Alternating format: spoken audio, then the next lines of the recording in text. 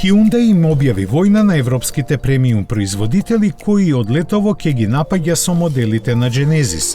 Дека ќе дојде и тој момент се знаеше, но не и дека тоа ќе се случи само 5,5 години од осамостојувањето на корејската луксузна марка.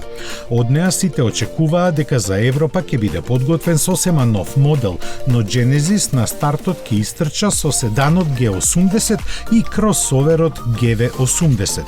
По нив ќе следат G70 и GV70, додека за најголемиот модел G90 засега нема планови за лансирање на стариот континент. Битно е и дека се најавени вкупно 3 електрични модели кои ќе се најдат на пазарот во рок од 1 година. Побитно сепак е што присуството на Genesis ќе биде ограничено само на Германија, Швајцарија и Велика Британија, додека за останатите земји нема конкретни планови.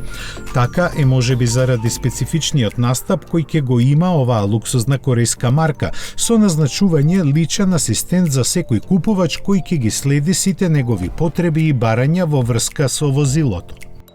Раководството на Genesis уште истакнува дека возилата ќе бидат прилагодени на европските патишта и начин на возење, за што веќе се поминати десетици илјади тест километри низ 15 држави.